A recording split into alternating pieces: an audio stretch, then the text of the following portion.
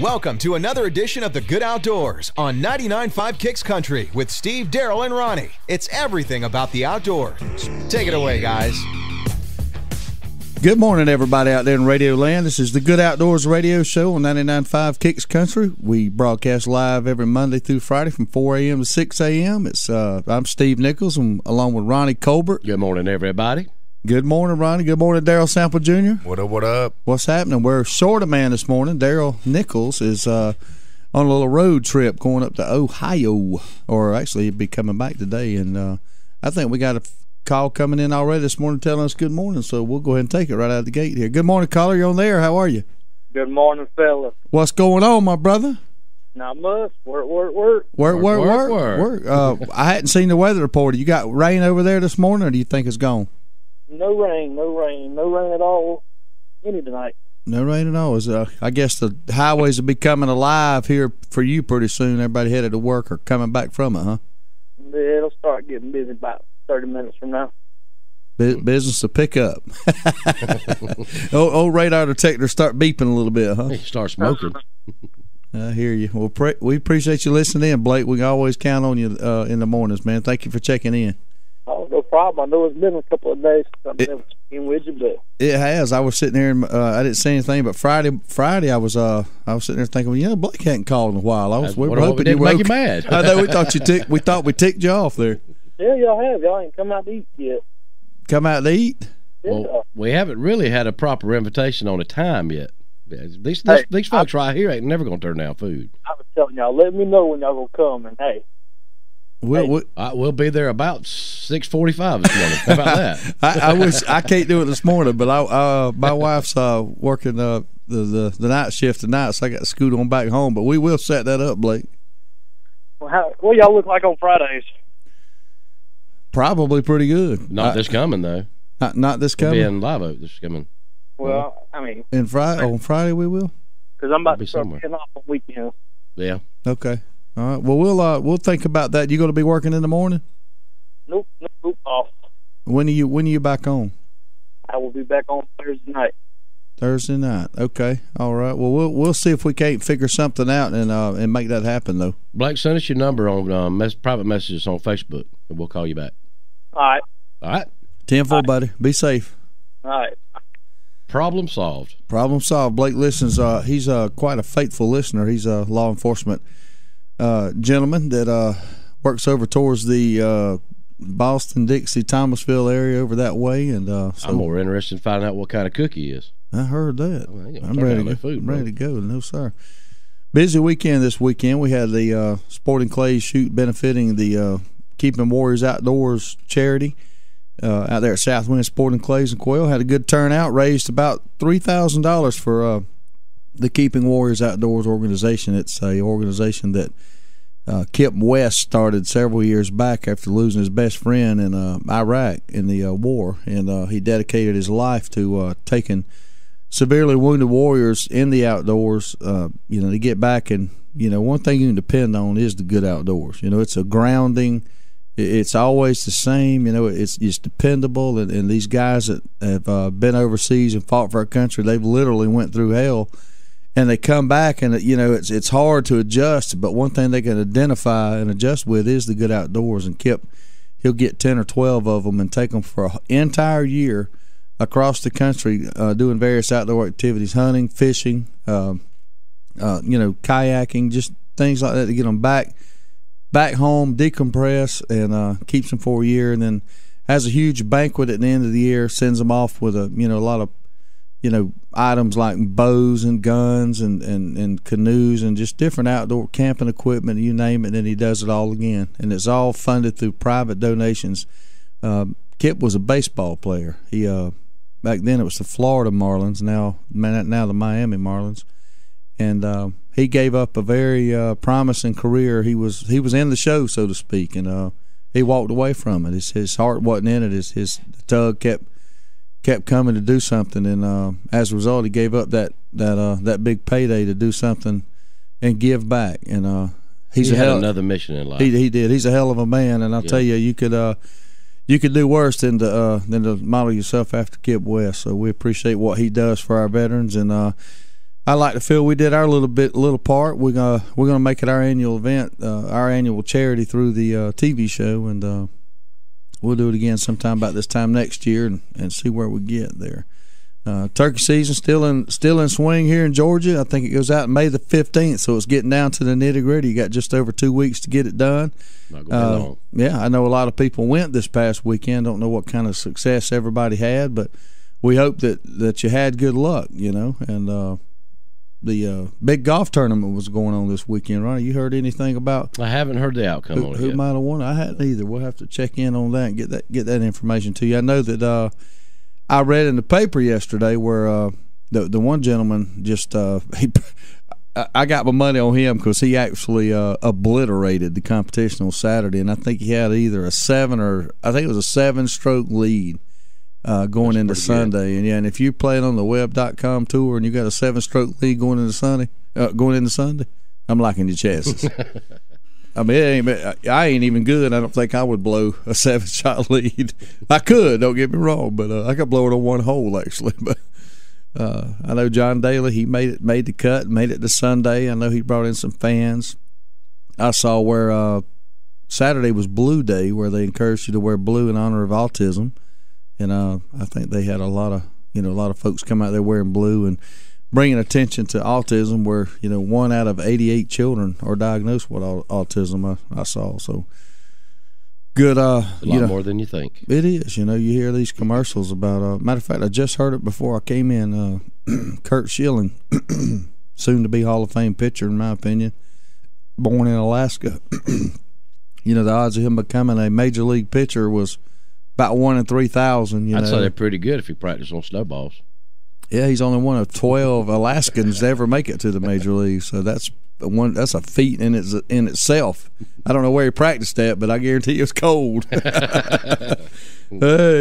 anyway, good outdoors. I tell you, we have a lot of fun here. What'd you do this weekend? I did a whole lot of nothing. Well, ain't nothing wrong with that. I did my big summertime event that I love so much yesterday. I boiled peanuts. Boiled peanuts, huh? That's peanuts yesterday. Well, you getting off on an early start there. They were good though, man. Man. Boiled peanuts are good anytime. Shoot, right. As soon as he said that, I could taste them in my mouth. He must have ate them all because he didn't bring any in here, did he? Had a lot of people hitting up on Facebook. Had some big weekends. Thomas Gray, as usual, had that grill smoker fired up. Mm-hmm. He had it covered up with ribs. That make my mouth water this morning again. Chad Everett, he spent a lot of time in the good outdoors this weekend with his family, riding 4-wheelers, having a big time. Nothing wrong with they that. looked like they were having a large time with the picture he posted. Yes, sir. Springtime and 4-wheelers seem to go hand in hand. Well, I think anywhere Chad goes, he's going to take the party with him, so he's going to have fun. He's a party animal. Yeah, he is. I did a little yard work this weekend, got my yard in top shape condition, and had a little You must have done that yesterday, because you sure didn't have time Saturday to do it. I didn't do I had a busy day yesterday, but now Saturday we got home about 1:30 from the Sporting Clays event, and them kind of things. I got up about 6, which is sleeping in for me and you. But you got about 4 hours extra sleep. Yeah, but doing all that out there, it's not a lot of work, but it's draining. It is. You know what I mean? I think it's the mental side of it. I guess so. But I'm gonna tell you what now, John Peak. I can't say enough about John at Southwind Sporting Clays and Quail Island Equipment Highway. He was absolutely so helpful. I mean, any little thing. That was our first event. Of course, it could have been a challenge. We'll put it that way. But He's done thousands of them. It went as smooth as silk. We had the flurry out there, which was that's a fun thing to do. If you've never shot in the flurry, what it is just what it says. There's they usually put on 3 stations, 1, 2, and 3, and they randomly push the buttons, and there's 2 men up there, and it throws 25 clays at random intervals between those 3 stations. So you got 2 men, so you can't just fixate on 1 station each. There's 3 of them, and you got to kind of coordinate and see how many out of 15 you can hit, or out of 25 you can hit. And 15 out of 25 was the highest total. 15 out of 25, and then 4 out of 25 was a low total. Not going to call any names on that, but Pete Shea and Dr. Sounds Stephen. like what I would do. Peter Shea and Dr. Stephen Ziegler were the high team on it at 15 out of 25. Dr. Ziegler won the overall Sporting Clays round, I think he missed 4. So that's not bad. Yeah, he didn't do bad at all. And they were throwing, each shooter got 4 per station. So, 12 times 4, that's 48. So that means he shot a 44 out of 48. That ain't bad. Mm-hmm. And that'd be a superb day for me. Yeah, he won a saltwater fishing excursion for 4, and he's not a big fisherman, so he turned around and donated it to one of the guys that came out there with him. And man, he was grinning from ear to ear. He's looking forward to that. And then we gave, unbeknownst to you and Daryl, I gave away my spot in our quail hunt as a incentive to win the flurry. Well, good. And, that'll save a few trees. Actually, that seems to be a joke that was going around out there, and I don't know that I've not been confused with Chad Slaughter. I think I have too. I actually only missed one bird I shot at, just to let y'all know, and I hit no pine trees, and that is something I would be glad to sit on a lie detector test for. I'd like to be sitting by that metal detector when they run a few of those pine trees through at the lumber mill after Chad goes through there. Oh, my gosh, yeah. But I don't know what – one thing I know I can do in this world, God blessed me with some sort of ability to shoot quail. I'm very, very good at it, and I don't know why. I've never – it's not that I've practiced. It's just a natural thing. It really is. And it doesn't mean I don't miss or have bad days. Because you like to eat them so well. That could be it, yeah. When they're flying through the air, I see I'm like the coyote looking at the road runner. Got the quail shish kebab flying through the air. The fried batter falling off of them. Heck yeah. All right, we're going to take our first break this morning. We'll be right back here on the Good Outdoors in 3 minutes. Hang in there.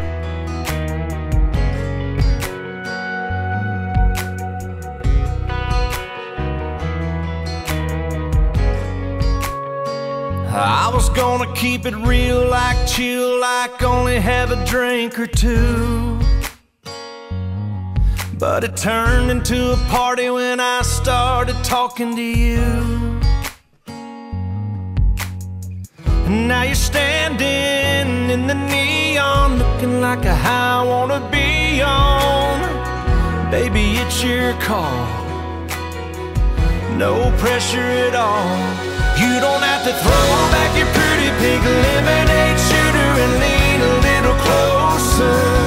You don't have to keep on smiling, that smile that's driving me wild. And when the night is almost over, meet me in the middle of a moonlit Chevy Benz seat and do a little bit of country song hanging on. You don't have to keep me falling like this, but it'd sure be cool if you did.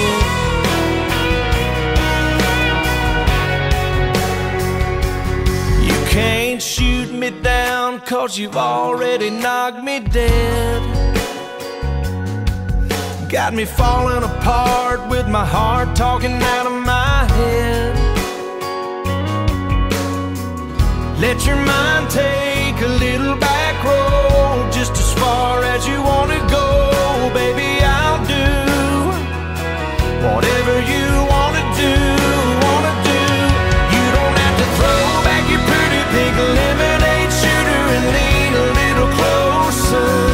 You don't have to keep on smiling, that smile that's driving me wild. And when the night is almost over, meet me in the middle of a moonlit Chevy Benz seat and do a little bit of country song hanging on. You don't have to keep me falling like this, but it sure be cool if you did. Have a night that you'll never forget.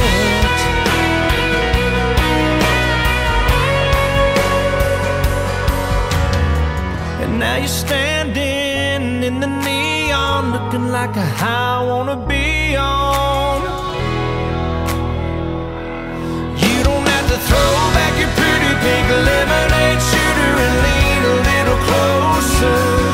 You don't have to keep on smiling, that smile that's driving me wild. And when the night is almost over, meet me in the middle of a moonlit Chevy Benz seat and do a little bit of country song hanging on. You don't have to keep me falling like this,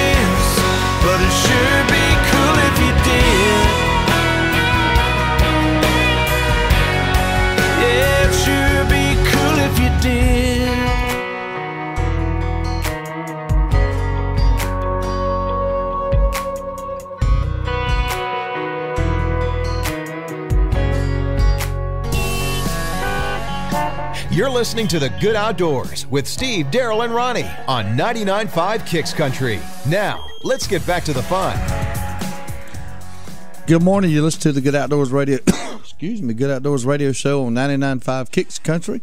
Again, broadcasting live every Monday through Friday from 4 a.m. to 6 a.m. So we appreciate all your listeners.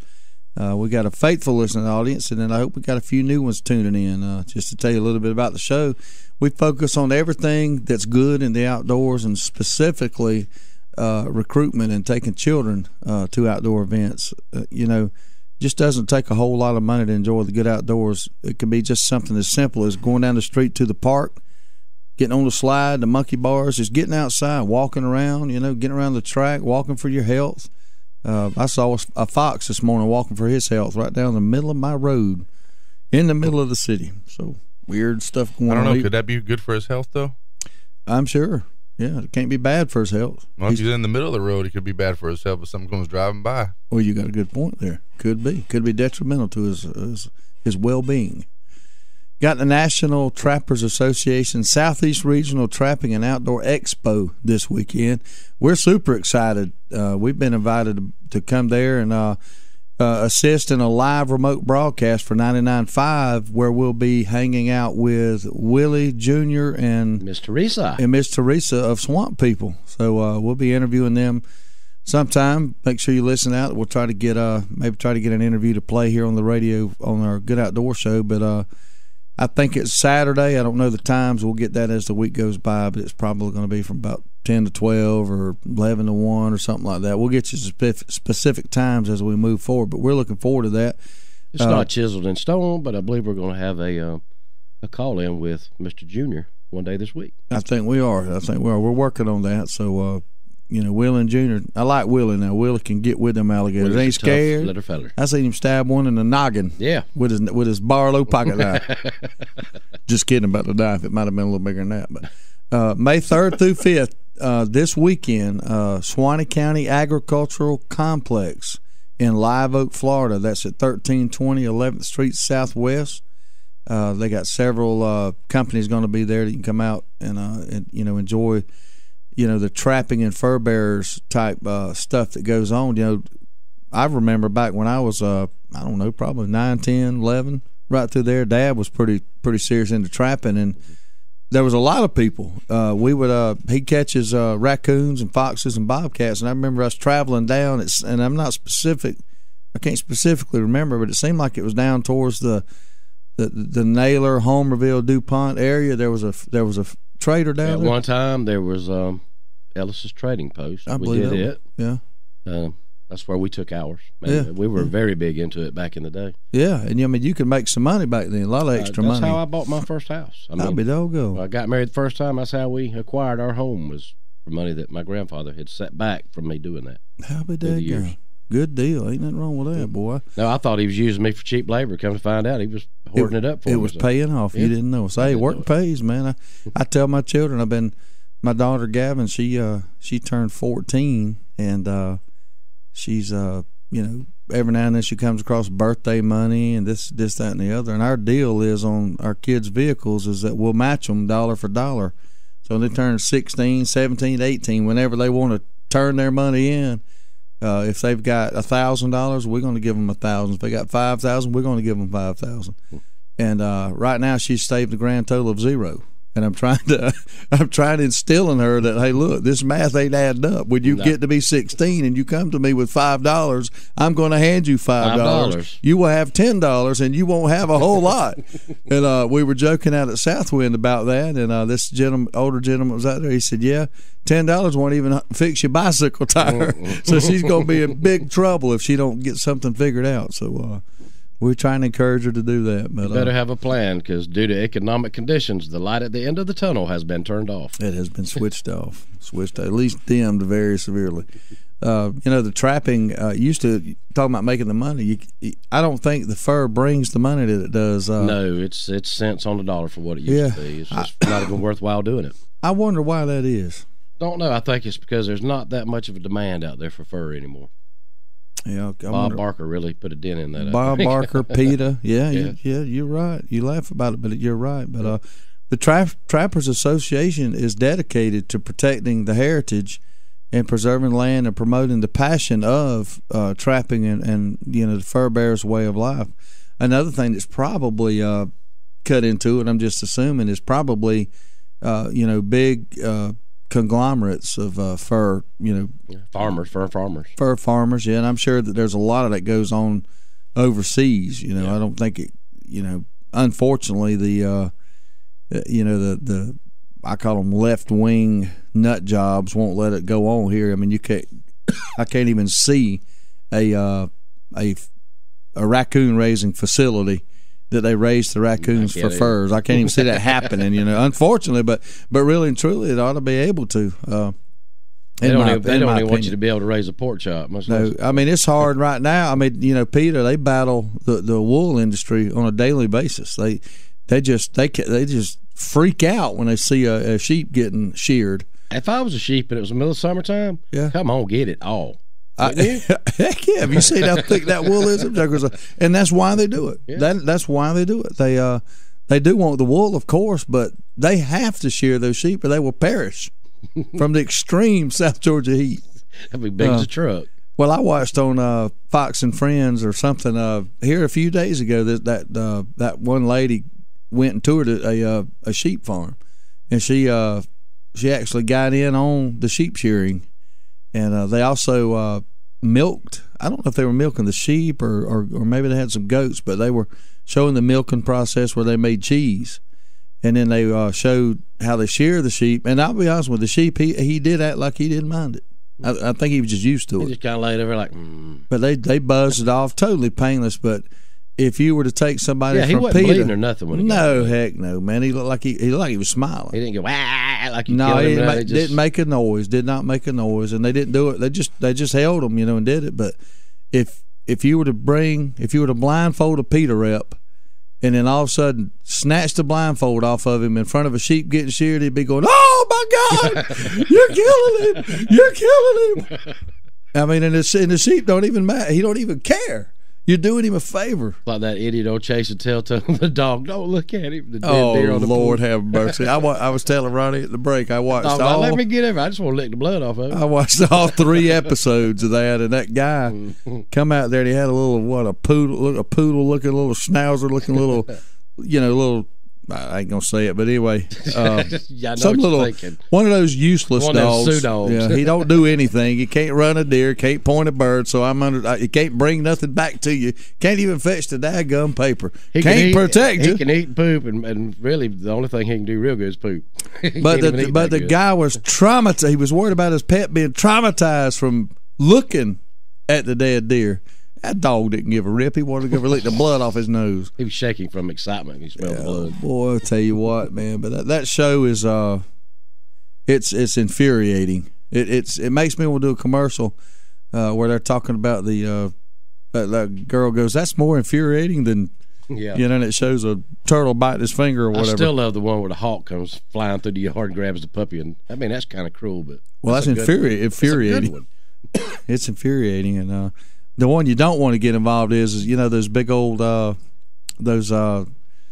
tube looking deals that flap to draw attention there in front of car lights and all that. That's what you don't want to have. Yeah, it gets on that girl and accosts her, and we'll leave it at that. But you don't want that to happen to you. That is infuriating. But back to the Florida Trappers Association and the fur bearing. They're a non-profit organization serving the needs of the Florida trappers. They're comprised of fur trappers, nuisance animal and predator control trappers, hog trappers, gator trappers, and USDA trappers. Now, I didn't know that. The nuisance and predator and hog trapper thing, that's a big deal. Yep. The fur bearer side of it may be going the downswing, but what I'm just talking about is on the upswing without a doubt. So they mentor, teach, and train trappers and outdoorsmen and women. They hold an annual rendezvous with the focus on family and fellowship in that environment. They hold annual trapper training seminars to ensure that the members maintain the highest levels of education with respect to trapping and predator control. Their efforts help to ensure the professionalism within the association and help to educate the general public about trapping in Florida. They're currently affiliated with the National Trappers Association, the U.S. Sportsman's Alliance, the Florida Farm Bureau, and the Florida Cattlemen's Association.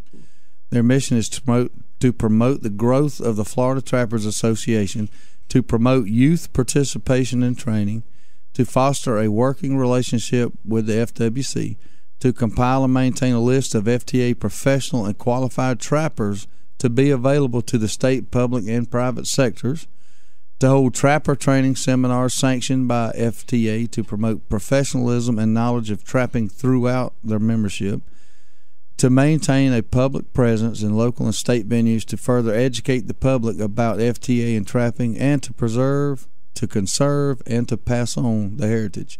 Now, what I'm hearing out of all that is all about heritage and all about keeping the trappers' way of life in the forefront so it doesn't fall by the wayside and people forget it.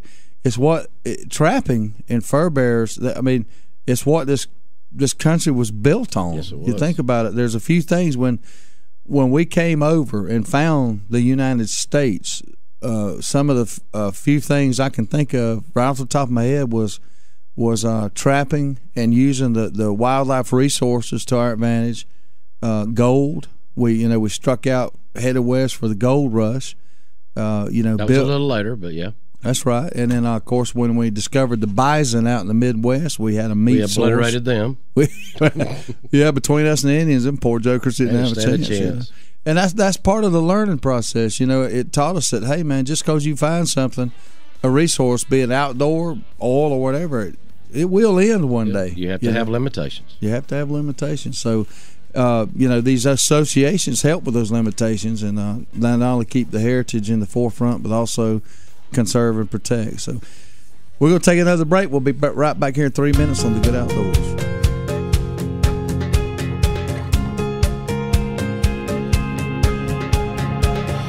Two black Cadillacs driving in a slow parade, headlights shining bright in the middle of the day.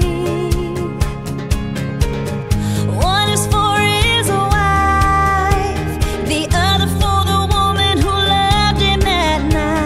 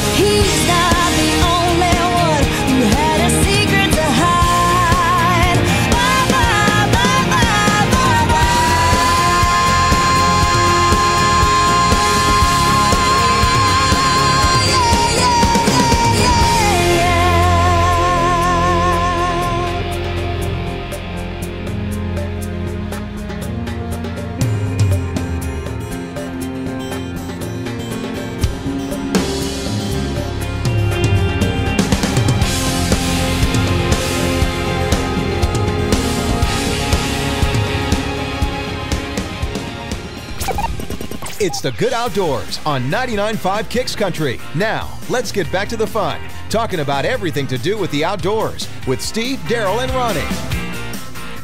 Welcome back to the Good Outdoors. Hope you follow us on Facebook at the Good Outdoors with a Z. Check our website out at www.thegoodoutdoorswithaz.com. We'll be launching a brand new website here, literally, I think within this week. Yeah, I'm excited about that. We're going to have an interactive link for all of our sponsors where you click on them, go right to them, and it'll take you to their website. Of course, we'll have a link to listen live to our show if you're not around a radio and you got an iPhone or a Droid or whatever. You can listen to it, right there on your phone. Go direct link. You can get you a T-shirt, a hat, a wristband, a koozie. Dang right. There are more items to come. More items to come. More items to come. So we're going to be flying our banner high at the Ag Pro dealership here, the new John Deere place on North Valdosta Road. We will not be there due to the prior engagement at the Trappers Association deal in Live Oak, but we'll be flying our banner there representing us. Y'all go by there and check them out. Man, I tell you what, I can walk through that parking lot and just dream. All I want is that smallest tractor with the cab. That's what I want, really. Not the one with the pedals. No, not the one with the pedals. I don't. But I can't even afford the one with the pedals. That's the sad part. I didn't even have one of those. Did you? I didn't either. But I wish I could have had one. I had a wagon my sister used to pull me around behind the lawnmower with. Oh yeah. Matter of fact, if you had one of those original, when we were probably 3 or 4, as old as we are, them could be worth some cabbage, man. You ain't kidding. We could probably sell that thing for a good down payment on the cab over we're looking at. But man, I tell you, I could get in there and turn that air conditioner on. I could work all day in that thing. If you call what I do with it work, yeah, I'd be the food plowing kings. What CD I'd be. Player quit on it. You just I'd quit. I'd have to take it to the shop then. I'd take it back to the service department and say, hey, y'all need to fix this. Is this under warranty? Yeah, it better be. But y'all go by and check out Ag Pro North Valdosta Road, and of course we also have our friends at Nashville Tractor. So depending on what your flavor is there, whether you like New Holland, Kubota, John Deere, we got you covered here in the Good Outdoors. We have got people in high places at places like that. So go by and make sure you tell them. We've got some people in some low places. So that's right. Whatever you're looking for. Yep. We were able to share with the guys at the shoot Saturday some of our fine sponsors and encourage them to go by there. Matter of fact, when we left there, I saw 2 truckloads at Austin's Cattle Company. Nice. So they're one of our fine supporters. We appreciate it. Get them a good steak. You ain't kidding, son. You man could do a lot worse than stopping by Austin's, and of course we passed by there, and I made the comment, and my little boy Caden, the hat throwing Falcon fan, he was when there was just very quickly he goes, Can we go? Nope. Oh, son, he was bent out of shape all the way home because he had to go home and eat ramen noodles. He was mad. I like ramen noodles. I do too. They don't stand up. No, that one thing. Ever since you took me there, I have to give you the praise on that. You took me there that one day and I ordered that steak. That luncheon, Delmonico. Oh my gosh, that's all I order when I go. I ain't even tried nothing else. You can go there and order that as cheap as you can go to Wendy's and get a hamburger combo. You're exactly right. You can, and man, it's phenomenal. You're exactly right, and I can't get past it. I don't. If there's something on that menu better than that, I just don't need to know about it because it could quite possibly it could be detrimental to your health. It could ruin my life. It really could. But, all of our fine food shacks, Bubba life. Jack's Crab Shack, Crystal River Seafood, Sweet Tea's Smokehouse up in Adel, all of our food sponsors. We don't sponsor a food company unless we have test driven it and approved it. Trust us. And we know food. They are Good Outdoors approved. We got a call coming in this morning. We'll go ahead and take it. Good morning. Well, Scared them off talking about the food. No, I was spouting off at the mouth so long they couldn't hang in there. 229-253-0995 is the number to call. Give us a shout back. We'll try better. We got on the food subject. I got totally distracted. I had my eyes closed. I was picturing food. I couldn't see the little light flashes. Well, Blake started it. We got the call coming back in. We'll go ahead and try again. Good morning, caller. You're on the air. How are you? Good morning. Good morning. Listen, I know y'all get on that computer and find a lot of stuff. Yeah. Did you get on there today and find out why the state of Georgia cannot mow the sides of the road? I don't know, but that is crazy. You're right. I know that on a serious note, I know that there's been a serious cutback on that. Matter of fact, right here in Lowndes County, there was a lot of people fussing about it. But go You ahead. know what? If they're gonna cut it back, then cut it off, cut it out. Yeah. Allow them mess up. Or spray it with Roundup. Well, then you got I forest don't fires. care what they spray it with. I'm about ready to buy me a tractor with a belly mower on it and mow it myself. What time of the night I can do it, I don't know. Well, you better watch out saying that. They might take you up on it. There'll be a little what. flashing yellow light sitting in your yard tonight. You can put on your tractor. Now, are you driving from Nashville? Do I remember that correctly? I'm driving from Ray City to Fitzgerald. Ray City to Fitzgerald. That's right. So I got to go through a lap hall, and the grass is 3 foot high down there. that's dangerous. You can't see too. that deer before he hits the road, can you? Huh? You can't see that deer before he hits the road. No, you can't. Just wham, he's right there in front of you. It is dangerous. And that's the worst road in the state of Georgia for deer. It's bad. Mm-hmm. It is bad. But Well, y'all big- get on that little computer you got and find out, get us some answers, and put me on. Well- I hate y'all people up there in Congress. So I know we got wherever y'all at. a crack field researcher named Peg Leg Jack. I'm sure you've probably heard him on air before. We'll put him on that. Get him on. Okay. Appreciate you calling this morning. Be careful. Yeah, I'm not real good with a computer. Yeah. I had one beat me one time at a chess match, but I promise you it was no match at kickboxing. But talking about chess matches and all, we went and ate at the Cracker Barrel Saturday night, I believe. Yeah, Saturday night. Just me, my wife, and Caden. We had Emmy and Charlie over at Mom's. Gavin was going to the prom, so we were killing time because we had to pick her up at the prom. And I got to tell you this, you're going to love it. I got 2 stories in one here. You gonna be able to tell them? I don't know, but I'm telling you, no. It just hit me. There was 3 things happening, and you've met Caden. He's a high-strung little young man. And, Yeah. love him to death. A lot of fun. He he is competitive and just loves to talk. He's a typical 11-year-old kid. You can't shut him up. If he don't have something to talk about, he'll just say something stupid most of the time just to hear himself talk. But He gets a lot of that from Steve. I don't know about all that, but I'll take that as a compliment. Anyway, we're going to Cracker Barrel to eat. We get in there and things are going pretty smoothly so far. Okay, when they're eating and I order my food, he orders his, and we start trying to master the little idiot game there, little triangle thing with the pegs in it. He finally, I finally get him. Well, we both get better. I always forget, how to do it. But once it comes back, you can beat it every time. It's a pattern. So he learned it, and he was getting into it. He's proud of himself. And my Uncle Pat came in with his wife and his daughter and their new grandbaby, and we fellowship with them a minute. Then we eat. We make it through to the store, pretty uneventful, without him begging for everything in there, and everything's going smooth. And we go outside and we see the checker game. So we sit down around the barrel and we start playing the checkers, and he's spouting off at the mouth. I'm fixing to teach you a lesson. I'm fixing to school you. So I just had no mercy on him. I mean, I dominated him 2 times, and he was booger lip from that. So we get in the car, and it was about, I think the prom started at 8, I think, or so, or maybe 7. I don't know. But we the whole point of going to town was to be able. Gavin went and got her hair did and all that stuff and got all dolled up at a place, and so we go over there and to take pictures at the country club. Well, I hadn't really thought about it, but Caden was still wearing his Hunt is Good white shirt that now he's 11. He wore a white shirt out to Southwind, so you can imagine what that white shirt looked like. It looked like he'd been wallowing with the pigs. He had his camouflage pants on and his tennis shoes, and his camo pants were high waters, so you could see. We fit in pretty good at the country clubs. What you trying to say? It gets better. I'm going to me next. I didn't even think about where we were going. My wife, she don't even pay attention to me no more, so she didn't catch it. I had camouflage shorts on, flip-flops, and a Pecker Wrecker Call T-shirt. So anyway, we go. We're pull. This is where it gets pretty funny. Well, we're already there. We're pulling up to the country club, and we're looking out there under this oak tree, and there's 2 girls out there, and somebody taking their pictures. One of them's wearing a white dress. Caden go, and there's girls everywhere, and him being he's 12. He'll be 12 in 1 month or 2 months. So he goes, woo-wee, look at them girls up there.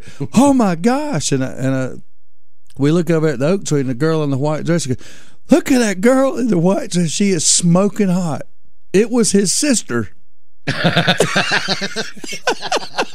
So when he looks up there and realizes, he goes, oh my gosh. And I started kidding him. I said, you think your sister's hot, don't you? He really is from Hayhire, isn't he? Oh my gosh. Anyway, he turned 5 shades of red, and me and his mom was just laying it on.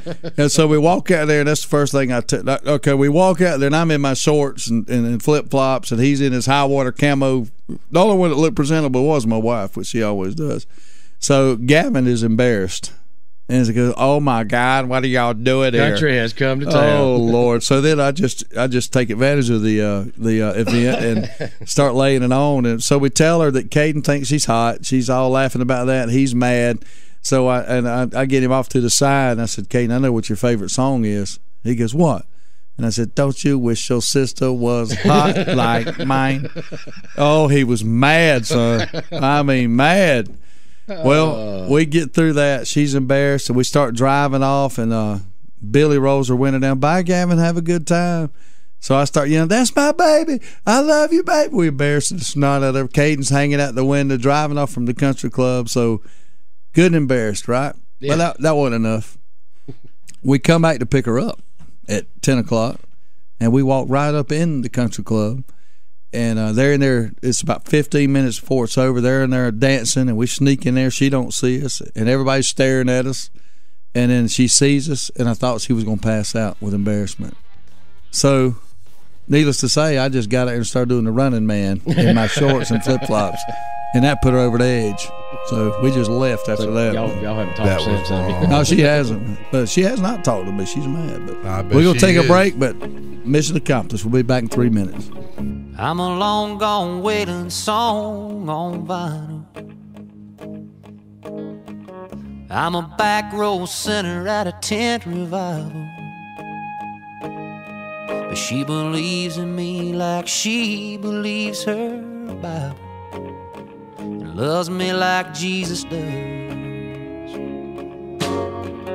I'm a lead foot and leaning on a souped up Chevy.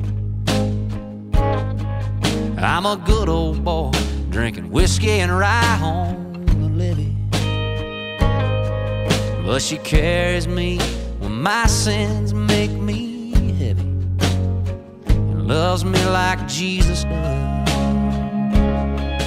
All the crazy in my dreams, both my broken wings, every single piece of everything I am. And she knows the man I ain't. She forgives me when I can't. The devil man, no, he don't stand a chance. But she loves me like Jesus does.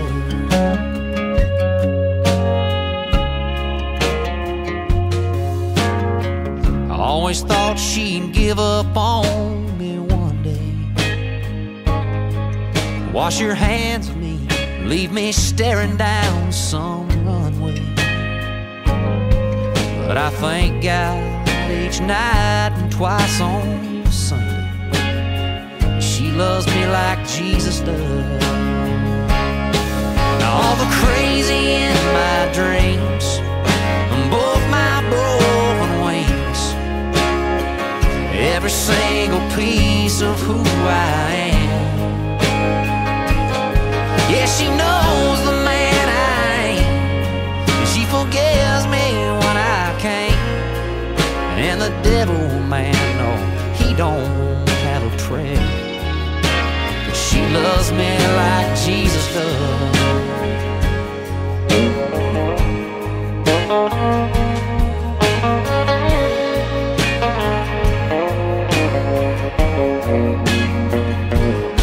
Yeah, she knows the man I ain't. She forgives me when I can't. That devil man, he don't stand a chance. She loves me like Jesus does.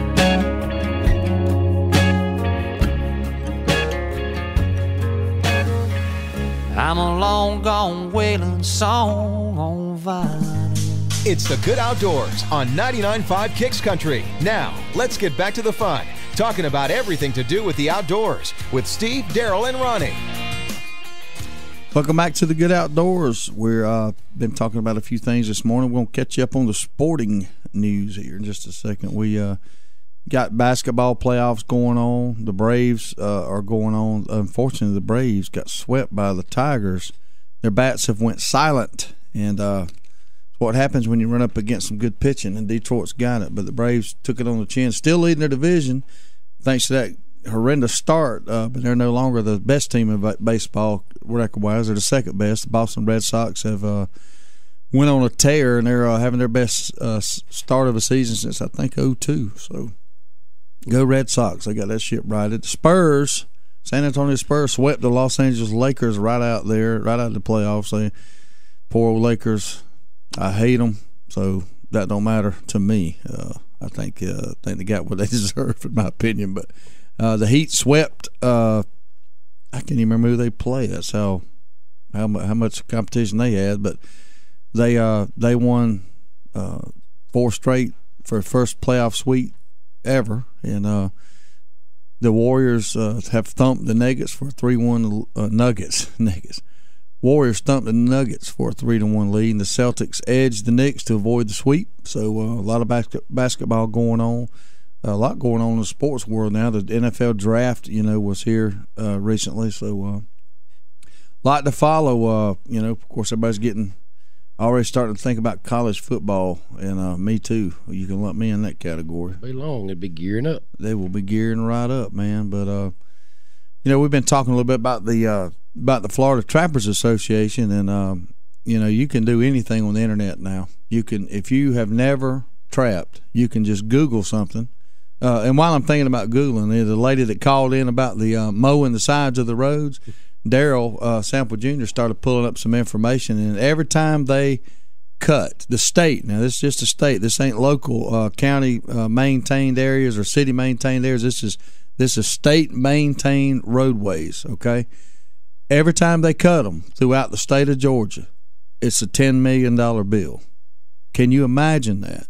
And they're factoring in the cost of personnel, equipment, gas, which I'm sure gas is the main wear and tear. There's a lot of miles here. $10 million, and they probably have to cut it. I don't know, once a month? You think, or I wouldn't think it'd be that often. Probably maybe once a couple of months. So $10 million, it's a lot of money. We got a call coming in. Good morning, caller. You're on the Good Outdoors. How are you?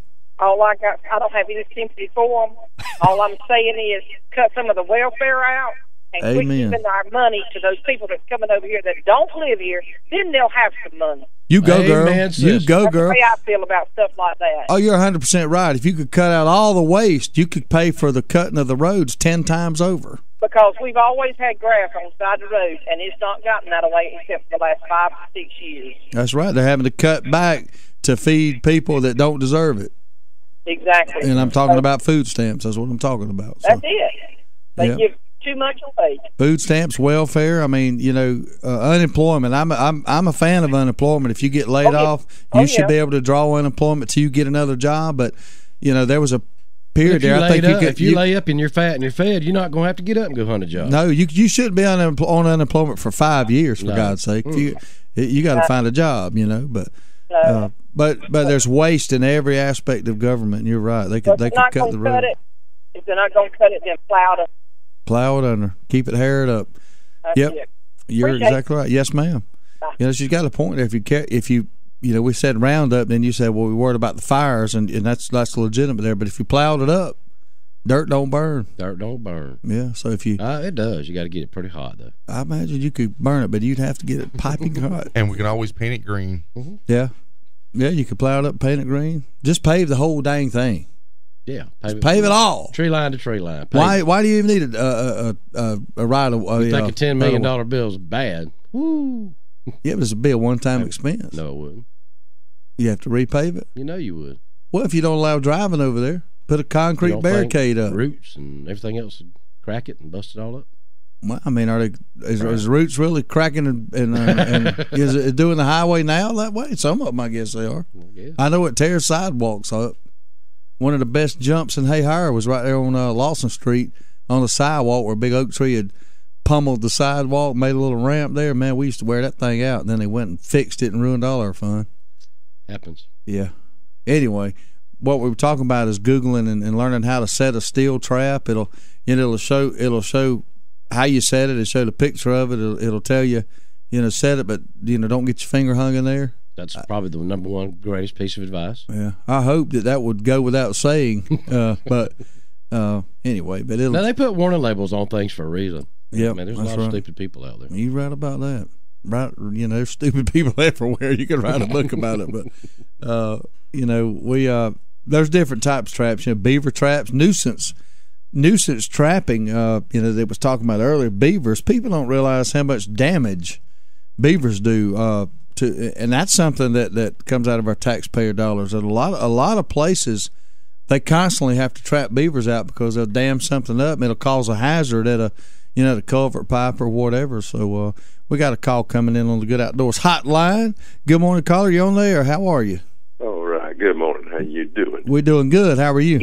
All right. Hey, look here. I want to share some information with you about the call you had about the right-of-way. Yeah. First of all, I'm retired DOT. Okay, good deal. Well, just I don't take any offense to what she said by any means, but what I know about it, I'm getting a lot of feedback. Mm-hmm.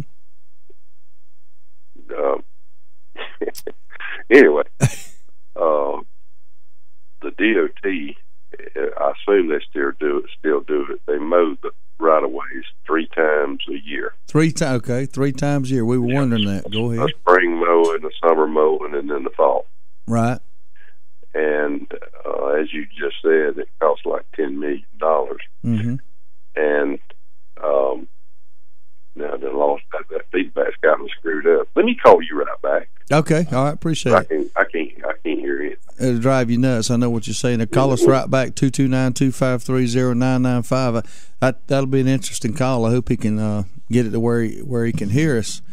Without the feedback there. I think he's calling here, Daryl. So, good morning. Is that better? Nope. Have you got your volume turned down on your radio? Yeah. I don't know why it's doing that. It's we hear you loud and clear with no feedback here. But anyway, damn, got my phone again. As far as the food stamps and all, I couldn't hear that lady more. It infuriates me, but that's federal money. Yeah. And mowing these right-of-ways is state money. You're right. The more you mow it, the more your taxes are going to go up. Yep, you're exactly right. And if you were to do anything in that grass, you would have a major problem because you'd have major erosion. That's right. That grass is there to keep the erosion down. Well, that shows you how much we know with our great idea to plow it up. It would wash the road away. You're exactly right. Yeah. You cannot imagine that's the first thing we do when we what I used to do. But as soon as you got that, even if it was just if you weren't finished with it on a new job, yeah, you would have to get some kind of temporary grass on there, or everything you did would be gone. It'd be washed away. Well, now that you say that, I agree with the lady, but I wonder if she's riding state routes or county roads. It sounds like it's county roads to me because she's going from Ray City up to Fitzgerald, and that sounds like county maintained roads, I would imagine. But it's a necessary evil. You're right. I mean, now that I think it through, when they build a new road, the first thing they do is contract somebody to come in and they spread that ground up, looks like ground up hay or something to prevent erosion, and that's exactly what it is. That's mulch. Yeah, mulch. Yeah. So, but we appreciate you calling in and enlightening us on that. Okay. I wish I could make more sense. That feedback is just blowing my mind. You made plenty of sense. I appreciate the call. Sure. All right. Thank you. Bye-bye. Yeah. That makes perfect sense. Mowing it 3 times a year, that answers that question, and it serves a function. You got to have the grass there. So your only option, you got 2 options here. You either mow it or you don't mow it. So you got to weigh the effects. Is it worth mowing it, or is it you got to let it go? I don't know. We got another call coming in. Good morning, caller. You on there? How are you? It's me again. It's me again, Margaret. I kind of had a feeling it was you. I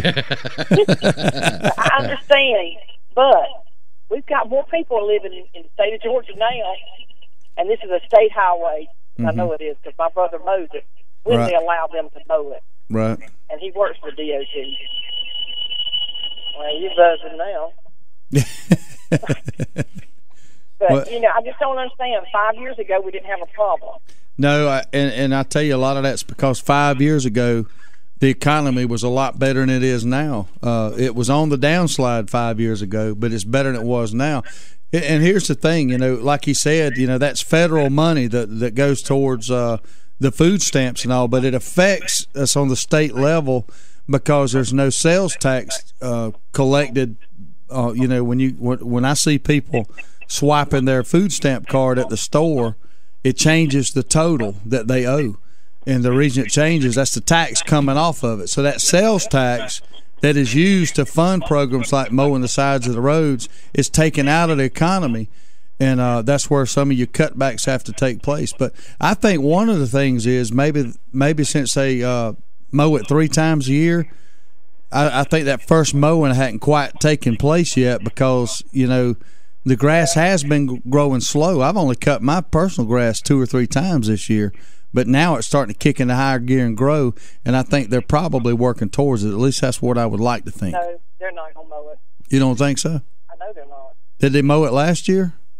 I think 1 or 2 times. 1 or 2 times? And then they stopped them from mowing it. It'll be interesting to see, but you got to make cutbacks, and that's probably one area they're where doing. they need to start at? Yeah, I know exactly where they need to start at.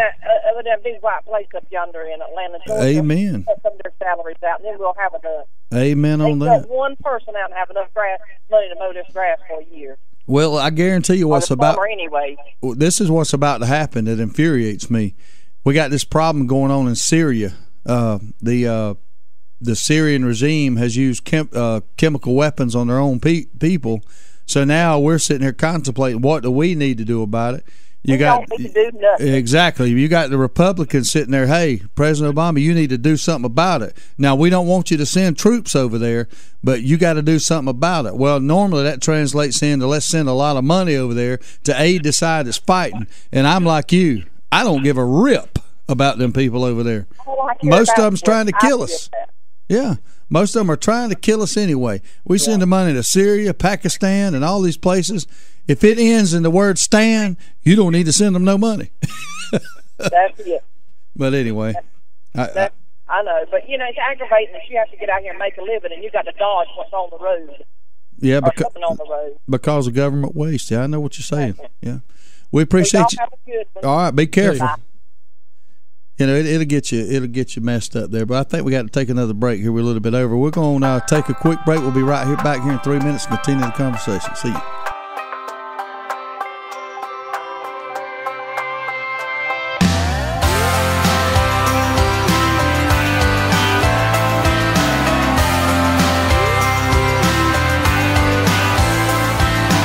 Strawberry shimmer on hot lips, silver buckle hanging off her hips. I sparkle when she smiles, shine down on the radio dial.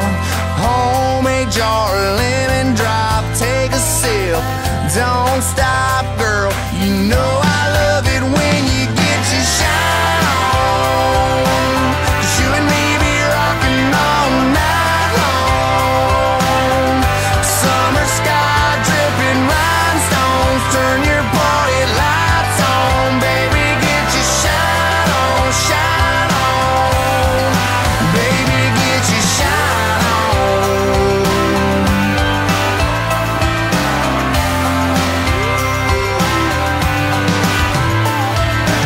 Silverado candy painted, Ray-Bans got the whole world shaded. Chrome piece tucked in the console, riding high, roll up on the down low. Feeling lucky, got hooked up with some Kentucky Clear. So slide that little sugar shaker over here and get your shine on. 'Cause you and me be rocking all night long. Summer sky dripping rhinestones, turn your party lights on, baby. Get your shine on, shine on, baby. Get your shine on.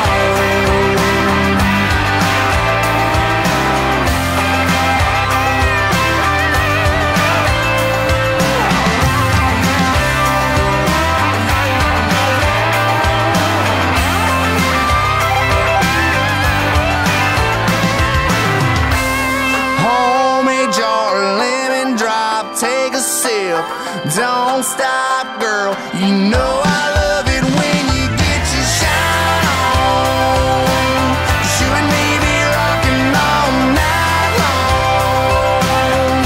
Summer sky dripping rhinestones, turn your party lights on, baby. Get your shine on, shine on, baby. Get your shine on.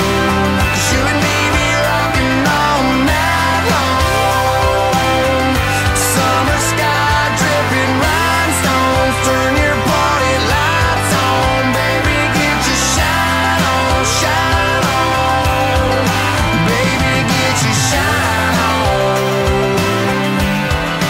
baby. Get your shine on. Strawberry on my lips, silver buckle hanging off her hips. I sparkle when she smiles. Shine down the radio. WKAA, Willacoochee, Valdosta. Another hour of Valdosta's best country music kicks off now. 99.5. Kicks Country. It's the Good Outdoors on 99.5 Kicks Country. Now, let's get back to the fun, talking about everything to do with the outdoors with Steve, Daryl, and Ronnie. Welcome back to the Get Outdoors. I'd like to thank all the people that helped make the Sporting Clays event at Southwind this weekend for keeping Warriors Outdoor possible.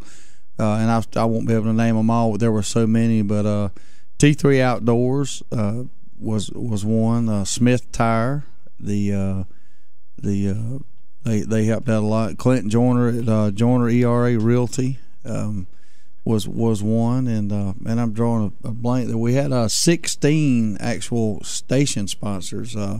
Sam Dennis, a local attorney here, he helped us out in a big way.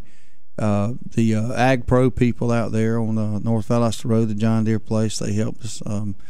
Lots of people pitched in and made donations. Jumping Jacks out here is under new ownership. They donated some stuff for our kids' BB gun shoot. That was a real good thing. We had kids could pay to shoot water balloons, and their name went in a hat. And if their hat was drawn out, they won some free Jumping Jacks passes. So that was a real good thing. And then we had is it Sunset Farms? Yeah, Sunset Farms donated some sausage. I'm gonna tell you what, them things. It's about the best sausage you can get now. I have not. I eat a lot of sausage. We'll buy brats to grill and all, and I'm into that. Yep. And I'll be honest with you, they're the best I've ever eaten. They are. It's not greasy. Man, it's good. It's not. It's not over. Thing, my wife tell you that's the only thing I would really eat as far as sausage goes. Well, Trey's not a big sausage guy. I'm not either. A lot of people don't like the spicy sausage. That's a very mild sausage we had. Man, they were delicious. Delicious. But we appreciate all the fine sponsors out there. So appreciate y'all. That's one thing my wife lets me do is kind of pick the food out. I'm the boss at my house, but she makes all the decisions. Well, that sounds like y'all got a good working relationship there. A great outdoor activity this weekend is to check out the Swanee River Jam. It starts this weekend. So, man, they have got a fantastic lineup of folks coming this year. We got a call coming in. We'll go ahead and take the call. Good morning, caller. You're on there on the Good Outdoors. How are you? Good morning, man. What's happening? Pig man. Pig man. Stick man. I mean, I watched Pig Man last night. That was on my mind. What's going on, Stick? Not much. Working a good old graveyard shift. I hear you. Well, hopefully we've got a little hand in keeping you awake. Yeah, I'll do for a little while anyway. For a little while, there you go. A couple things I can touch on. The Will Wilcox, who shot 9 under Saturday, wound up winning that thing yesterday. Good we deal. Went out there and watched it. He didn't shoot as well yesterday. I'm getting that feedback that gentleman spoke to us earlier, but he didn't shoot as good yesterday. But when you got a 5-stroke lead with 1 hole to go, you don't have to. Pretty good. I don't think I can screw that up. No, I don't know. He hit one yesterday, 367 yards off the tee. 367? You got to be kidding. Slam that thing. 7. That's muscling up, right? He got some nickels in him, don't he? Yeah, I'm sure. Yeah. He must have had some nickels in his driver. Yeah. Hard-headed. Hard-headed. That's right. That's right. But yeah, he was playing well. He eagled, which it's the number 7 in during the tournament. He eagled it Saturday and he eagled it yesterday. Good night. That sure helps your effort out there. Yeah, but also you talking about your daughter embarrassing her. I can tell you, years ago, my daughter's a senior now at Lowndes, and I've done them plumb many times, embarrassed her. But she got where she wouldn't fight it, you know. Yeah. She just knew it was gonna happen. Yeah. But I don't know, 4 or 5 years ago, we was at the father-daughter dance, and I got down and did the worm. Wow. And I thought she was going to crawl out of that place. I'd like to have seen that, buddy. But now, every year, it's Daddy, do the worm, Daddy, do the worm, Daddy, do the worm. So it gets better, Steve, so just keep your head up. Keep doing it. I might have to practice my worm. Now, I remember when we were in school. Now, I've seen you in action several times, but I can't imagine your old butt doing that now. Well, I told her this year, I said, honey, I'm getting old, and I got to start doing the inchworm. So now I'm just kind of inch up and down, you know. I don't do that big bull worm. Oh, I know what you mean. I tell you, I did the Running Man for about probably 5 seconds, and I was sore all day Sunday. Yeah, he was out of breath. Yeah, the Running Man. Oh yeah. The best thing about my outfit, you know, with me wearing the flip flops in there, is my toenails. You know, my toenails that I got so long, I need to cut them with a chainsaw. And I think that's what she was the most embarrassed about. You mean the sparks flying off the dance floor? And I got that one yellow toe. You know, when you get old, you got that one that starts changing on. Surprised security didn't call the law, so there was a homeless man in the country club. I said that. Ronnie started looking down at my feet, wondering what's wrong. What's that? You talking about everybody having a yellow toe? I ain't got one yet. I'm just teasing. I don't have a yellow toe. I'm teasing. But, that's some good stuff right there, boy. All right, man. Y'all have a good evening. All right, you too. Later. Appreciate it, Tim. All right, bye-bye. Tim Neesmith, good friend of ours, working the graveyard shift out there. We appreciate you listening. The worm, he does more like the caterpillar now, doesn't he? Oh, yeah, man. I do the turtle. Oh. The Swanee River Jam. Swanee River Jam going on this weekend. I believe it starts May the 1st and runs through the 4th. So you got 4 days of fun in the sun listening to some good old music. We got Rodney Atkins, Hunting's Good TV Pro staffer Rodney Atkins. He's my favorite one that's going to be there. But you got Sheryl Crow going to be there. Eli Young Band, man, they got some good music out. Easton Corbin. Low Cash Cowboys. We film them over at Country Goes Hunting all the time. Randy Hauser. He'll be there. Aaron Tippin, man, who don't like Aaron Tippin? Boy, he was pumping them out there a while back, wasn't he? Ain't nothing on but the radio. And one of the hottest. Ain't nothing wrong with radio. And one of the hottest duos out there right now, Florida Georgia Line. Get your shine on, baby. They're gonna be down there getting the shine on. Josh Thompson, he's a good singer. Adam Sanders, Jared Ashley, the up and coming young man. Tobacco Road Band, and the Sweeney Family Band. Now, looking at the Sweeney Family Band's picture. That looks like somebody could hang out on the Good Outdoors radio show. Have you seen that? Rough. No, I haven't seen it. They don't look. I don't know if I call them look rough. They look like something off a hee-haw. They I could just see them busting like a out bunch with of inbreeders. They'd fit right in. Yeah, look like I could see them busting out with gloom, despair, and naggity on me. Whoa! Dark depression, excessive misery. Where, oh, where are you tonight? Let's just go. She was gone. That's the best part. That's it. Oh, well, anyway, Swanee River Jam, I'm sure you can get your tickets online, or it's, you know, you can go to their website at SwaneeRiverJam.com, get you some tickets. Man, that's a fun time. If you plan it out, I'm sure you could take your camper down there and hang out, just park it, and you know, be safe down there. There'll be a lot of people down there. I'm sure that some adult beverages will be taken part of, and that always it's always a fun time. But you know, you got to be careful. Stand back and assess the situation. That's right. Some of the fun there is to go down there and not drink and watch all those that are drinking, and that's added free entertainment right there. That's the best entertainment right there. I remember going down there one year, and I don't think it was at the Swanee River Jam, but at the boat landing down there, we were down there, and there was a man that was trying to load his boat, and he tried for probably 45 minutes. The current, you know, was pretty swift, and every time he'd get that thing about right, the current would, you know, take the tail of the boat back and twist it, and man, he was so mad.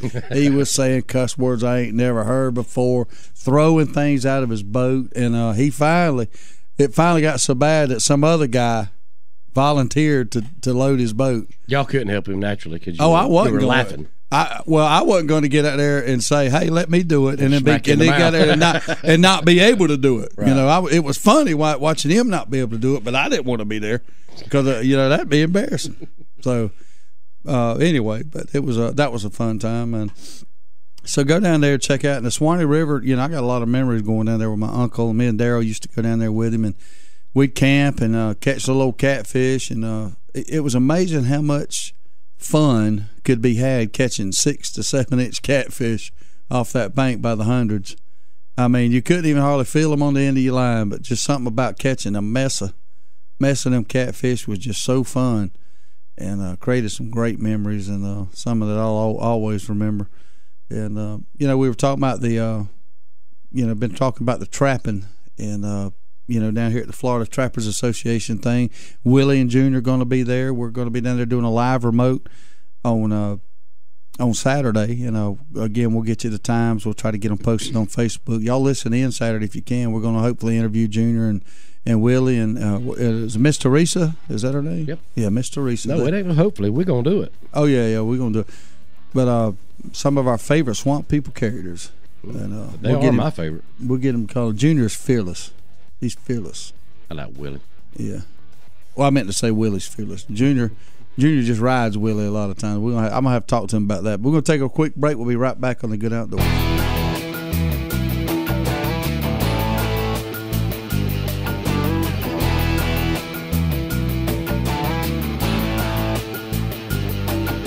Girl, I know you're used to the same old same, but we ain't floating that boat, no, we ain't riding that train. Hop on my rocket ship and let's get out of here.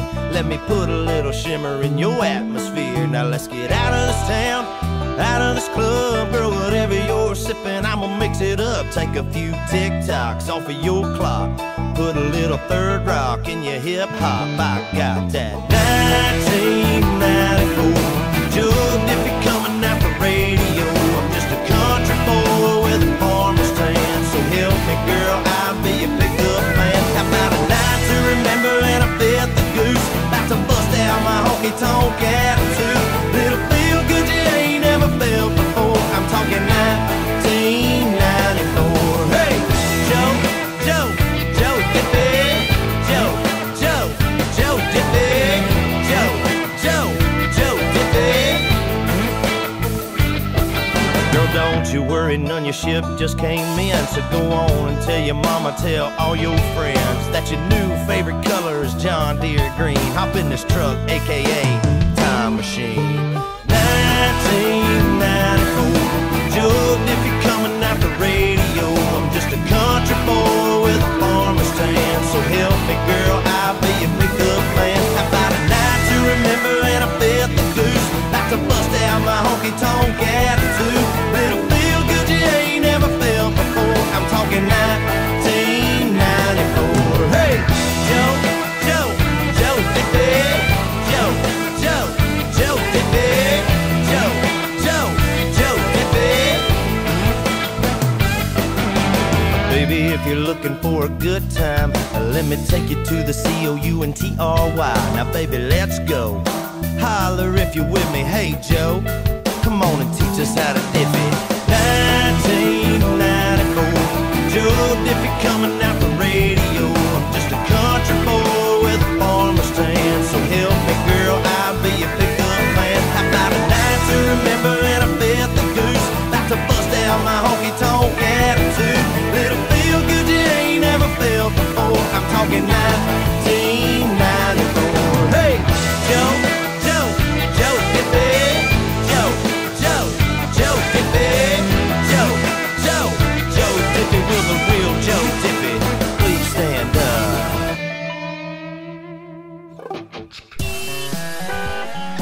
You're listening to The Good Outdoors with Steve, Daryl, and Ronnie on 99.5 Kicks Country. Now, let's get back to the fun. Welcome back to The Good Outdoors. We didn't touch on any NASCAR news this morning, so Kevin Harvick y'all gonna have to chime in here, but I believe that he won the race Saturday night, and Sample says it's on a he did on a it. sweet Smoked move. them down on the green white checker. Yeah, green white. He was back there in 7th, coming into turn 1 and 2. He was in 2nd. I'll be doggone. Sound like a little Earnhardt move there, didn't it? Well, yeah, he said that he figured 4, 8, 12, 16 tires on the outside of him. He didn't know how many it was going to take, but he knew he was there and he's going to lean on them. Lean on them, baby. And he made it happen. Oh, yes, he did. Sound like it did. I love Tony Stewart to death, but you know what? He was a little crybaby Saturday night. I've been trying to tell y'all, whiny baby boo-boo. He Whiny was. baby boo-boo Stewart. He's terrible. Kurt Busch rubbed him up a little bit there at the end, and it upset him. Well, you know what? It's Richmond. Get over it. Mm-hmm. He ain't going to get over because he's a crybaby, Just be whiny glad you boo-boo. finished the race with all the panels on his car. And see, also Tony, too, he messed up Jimmy. Jimmy was up there running for the win until Tony spun him out. Yeah, who cares about Jimmy anyway? Nobody. I like racing. I don't, I got a lot of, it's hard for me to say I got a favorite. I like Jeff Gordon. I like Jimmy Johnson. I like Dale Earnhardt Jr. I like the Hendrick. I like the Joe Gibbs drivers pretty much. I don't like likes pretty boys. What pretty boys? Have you seen these guys? No, you're more of a Brad fan, aren't you? Brad who? He's a Keselowski fan. No, I'm not a Keselowski fan. I'm not a fan of many newcomers because I don't think they pay their dues. A lot of them are mellow out. Like what's old Kyle Busch? I'm starting to see this. I hated him from day one, but now I'm starting to see a little bit. He is. He's starting to transform, and a lot of them do. They get up there. I like him. They taste a little success early on. I mean, like Joey Logano. He's pretty much I better not call him a bad name, but right now I don't like him. But I think he'll mellow out a little bit as he goes. He's a spoiled little brat. I think he is too. Well, I think most all of them are. Honestly, that's the only way most of these guys get in there, the newcomers, because their families got money. Yeah, it ain't like it used to be. Sponsorship in there, Yeah, it ain't like it used to be when Dale Earnhardt, Michael Waltrip, and Richard Petty. You had to earn it. You had to go out there and you beg for every dollar you got. Yep. And now, if you've got a little bit of talent, they'll find you. Mm-hmm. If you've got a little bit of talent and your family's got a lot of money and they own a major corporation or part of one, you're in. Mm-hmm. I agree. It's a rich man's sport. In the days of the dirt track out here at Thunderbolt Speedway and the one over there, Golden Isle Speedway in Brunswick, the track there in Waycross, you got the one here at Needmore, and I think they're doing really good. They are. That's a fast little track. Yeah, but those days of clawing and scratching your way through there are over. It's you hard. got to have some cash, brother, cash. But I like a lot of the drivers. Kevin Harvick. I like Kevin Harvick. Oh yeah, he's a good one. I'm looking at I'll read down a few names just for a point of conversation here. We won't go through the whole list, but the top 10 or 12. Kevin Harvick won it. I like Kevin Harvick. Clint Boyer second. I like Clint. Mm-hmm. Joey Logano come in third. Hey, he's got the talent. Wow. I ain't really now. Juan Pablo Montoya, you can't not like Juan. Come on, just cause of the Juicy Fruit commercial. Just because of the jet dryer incident. Not everybody can run out and hit the jet dryer. Just keep you entertained. That's exactly right. But he's a Colombian. Juan Pablo Montoya. No, it comes down like to him. his sponsorship. Yeah, you gotta like him. He's got Colombian cartel money behind him. Jeff Burton, I like Jeff Burton. He's a pretty easy to go guy. Carl Edwards, man, he does a backflip off of his car. Who don't like Carl? Matt Kenseth, I have no opinion on him. Don't like him. I like Matt. Don't like him. Don't dislike him. Eric Armadillo, whatever it is. Armadillo. I don't even know who he is. He can't even spell his name been around. right. He's been one of the ones been around for a while, just kind of low key. Yeah, his name's Eric, and he spells it with an A. In other words, he has not been a winner. Yes. Kurt Busch, I'm not a Kurt Busch fan. I mean, he likes to whine. But I'm saying after he lost that one team, after all that incident, he's kind of learned that, hey, shut up. Dale Earnhardt Jr., he's an interesting case to me. I don't meet anybody that dislikes Dale Earnhardt Jr. I've never met a person that said I can't stand him. I'm not a fan of his, but he's an easygoing person. I think it's his personality. Right. Yeah. Well, he's really. It's interesting to me that you would think that the first thing someone would say is, "Well, he ain't there. He's there only because of his daddy's name." But you don't really hear that. And for him to break away from that getting labeled like that is a pretty daggum testament. Now, Kerry Earnhardt, when he first came on the scene, he was a winner, and that's kind of gone away. He's getting a little better, but you know what? He's had to go through a lot. I think a lot of that kind of understand sympathy, maybe. No, it came down to the realization that his dad died doing what he does. And that there's an edge. If you're not on that edge, you're not going to race good. What's the interesting points? Kerry Earnhardt is the other brother nobody talks about. Kerry's actually going to be down here at our Ross Hammock Ranch. Daryl and I, we got an event coming up down there that we'll be filming him. He'll be down there hunting, and he's tried to race. He tries, but it's talent. Everybody thinks they can get in a car and run like that, but I got something. It takes a nerve. It's nerve. And it's driver ability, but that's just part of it. You've actually got to be able to tell your crew chief what that car's doing and communicate that in a way that he can fix it to make it better after the pit stop. To do what you want it to do. Yeah, so there's a lot that goes in it other than just the driving. But, yeah, you're right. I did the Richard Petty driving experience, and I think it was 170 miles an hour we went. I wasn't driving at 170. You had to, you had to ride. But I'm going to tell you what, I can't imagine going 30 miles an hour faster than that. You thought that was it, huh? Yeah, we were out by ourselves. That was a trip there. Now, I don't ever want to do it again. I had a good time. Don't get me wrong, but I can go the rest of my life without going 170 with somebody else driving. Now, if I was driving 170, there's something about having control. If I'm gonna screw up, I'd rather it be me than it be you. At 170, 200 miles an hour, you only have so much control anyway. Yeah, you're floating on air. That's it. I understand. And being over in foreign countries where they're unlimited speeds, I've been up and driving just down the interstate, for an hour or two, it was 120 plus. It don't take much to get sideways going fast. But, and then Jeff Gordon, of course, people either love or hate him. I like him. Jimmy Johnson, same thing. I'm getting tired of Jimmy dominating. And then pretty much that's it. The same. I never thought these words would come out of my mouth, and I don't even know if I want to say them now. But really, the older Jeff Gordon gets, the better I like him. Of course, and that's the maturation process we're talking about. Some of these young guys, Joey Logano, for instance. I mean, he'll learn to keep his trap shut, be respectful, or he'll be back down in the bush there, or the you're right. You're exactly right there. There's been guys that come along that just can't get it and they fade away. What's the cat that's on the drugs that can't? What was his name? I can't remember anyway. He's constantly saying he didn't do it. Yeah, then he got busted. And then he gets caught right after he gets on there and says, "I ain't doing this." He gets caught again. He's got to learn to keep his mouth shut, or something. I want to say Ricky Craven, but it's not Ricky Craven. He's one of the analysts. But anyway, the result, I think NASCAR is starting to fade so much in popularity because it's the same old guys. I believe at the beginning of the season, if somebody said, "Hey, there's 43 drivers in a race," correct? Yes, 43. I believe that at the end of the year, if at the beginning of the year at Daytona, I said, "Look, I'm gonna go ahead and pick my top 10 drivers from points." I believe that I could name, but at the beginning of the year, every year, I believe I could name at least 7 out of 10 that make it. Because it's the same ones that make it every year, and I think that's the problem. Yeah. We got a call coming in. We'll see what they think. Good morning, caller. You're on the air. How are you?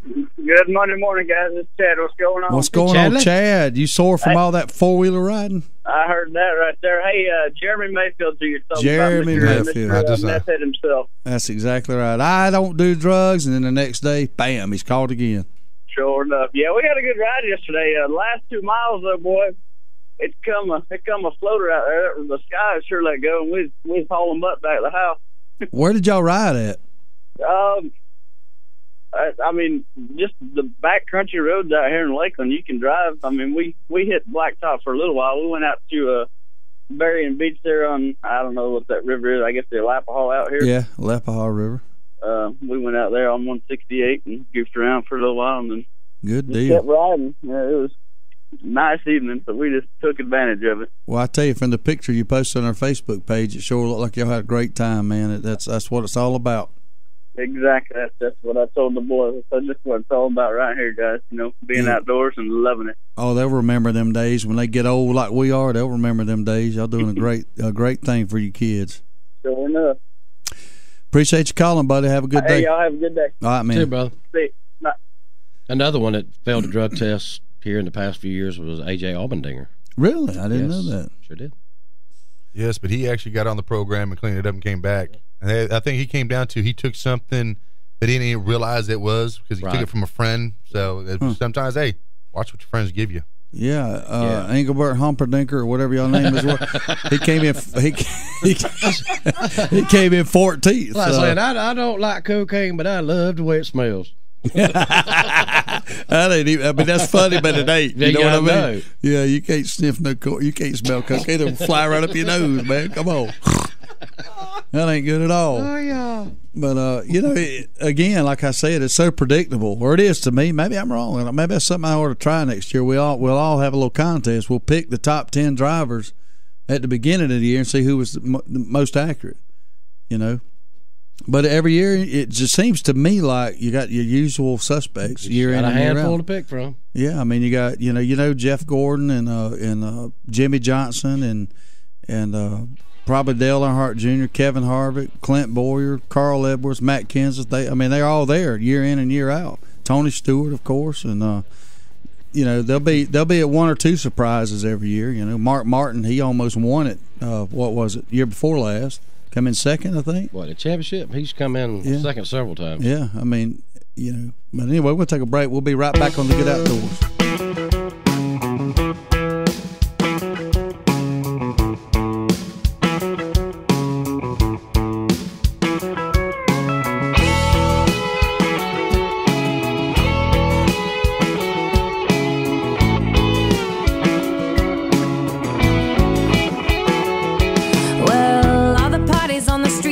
Talking storefront mannequins sleeping in lights.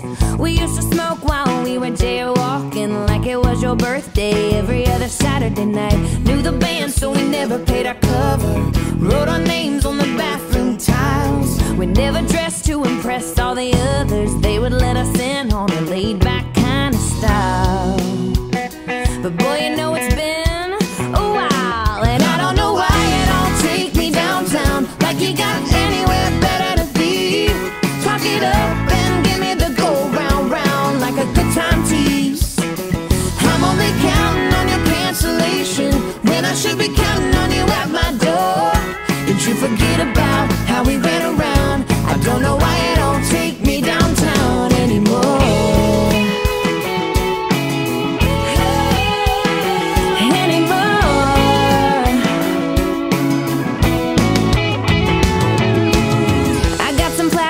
Sitting in the corner, they wanna stroll on a city sidewalk. I got a dress that'll show a little but you ain't getting if you don't come pick me up, show me off. You might be tired, but I'm not, and I don't know why you don't take me downtown like you got anywhere better to be. Talk it up and give me the go round round like a good time tease. I'm only counting on your cancellation when I should be counting on you at my door. Did you forget about how we ran around? I don't know why you don't take me downtown anymore.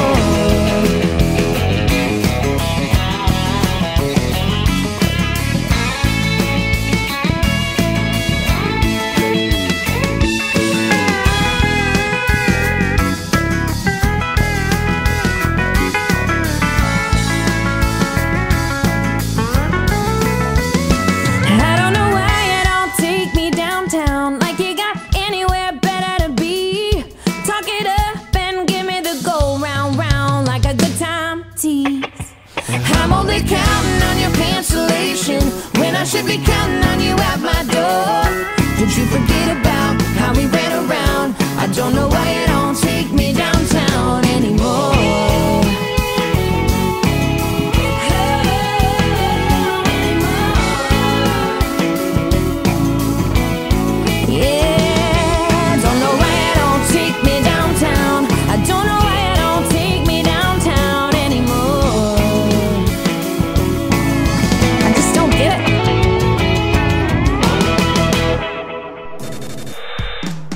listening to The Good Outdoors with Steve, Daryl, and Ronnie on 99.5 Kicks Country. Now, let's get back to the fun.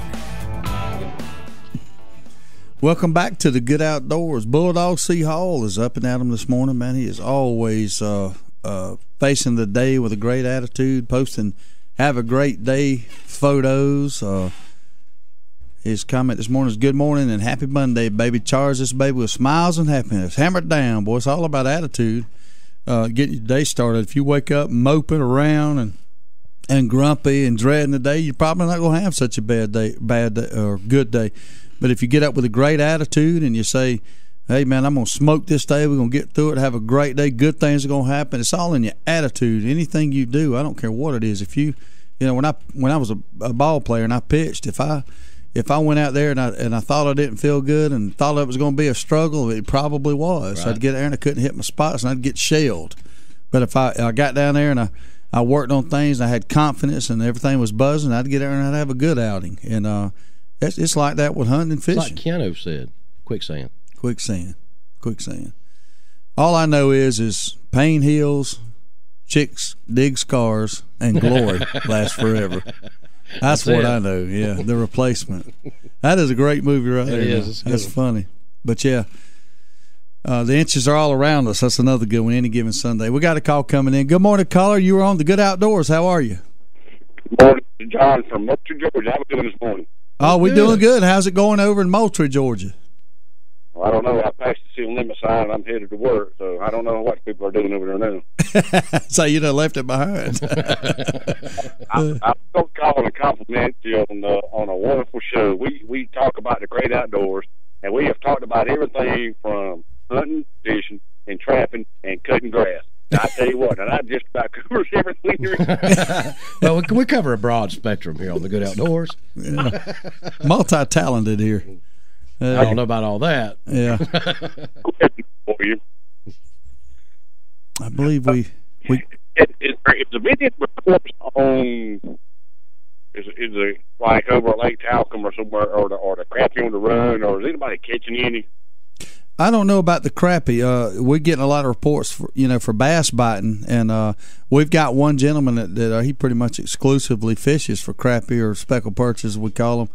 And but I hadn't heard anything from Lake Talcum since about the middle of March. I would think you could still catch them right now. It's still kind of cool. You just have to maybe work a little harder because they're post spawn.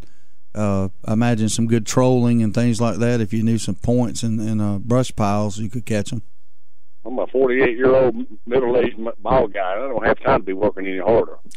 Well, me and you both. I'm a 46-year-old middle-aged balding guy, so I'm right there. We could get along great. Oh, so you get discriminated against too, then? Oh, you dang right. I get. Everybody says the best brim bed in town's on my head. That's a bass bed, Steve. No, I got the bass bed. Yeah, you got the bass bed. You got a shark bed. My head is a bad air day for everybody else. That's right. That's right. Hey, we appreciate you listening in over there. All right, man. Time to get to work. We'll see y'all later. All right, man. Be careful. All right.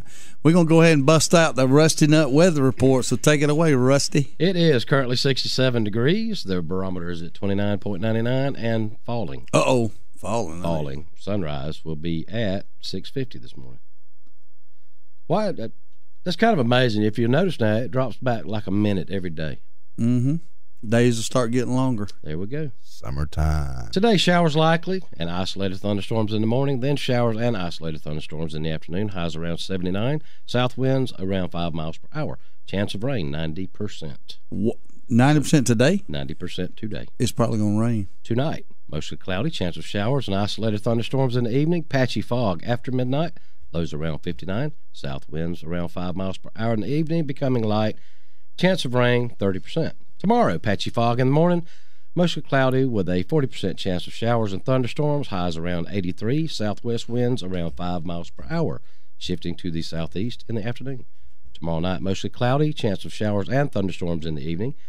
Then a slight chance of showers and thunderstorms after midnight, lows around 60 degrees, east winds around 5 miles per hour, chance of rain 30%. Then you get on into Wednesday, about the same, 30% chance of showers, high around 81. And we'll cover some more of that later. Yeah, I guess when that barometer starts falling, you can count on the fact that some rain's coming. Got it. Yeah. Joe Saltamacchia, he's a friend of mine on Facebook. Who and what? A buddy of mine, a buddy of his, Richard Duncan, shot him looks like a big old brown bear in Alaska, but that thing is huge. I just shared the photo. I don't know if it'll put it on the Good Outdoors or not, but I don't know what I'm doing on there yet. On Facebook. But that thing is huge. It's got some claws, and his head is just an unbelievable animal. An Alaskan brown bear is huge.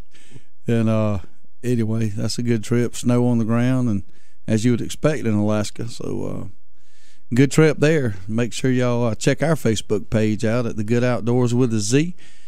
Very interactive. We got over 7,700 Facebook likes. It's growing every day. We encourage you to post your pictures like Chad did of his 4-wheeler riding event. Demery Godwin, he always posts on there. Ashley Coombs, a lot of our friends.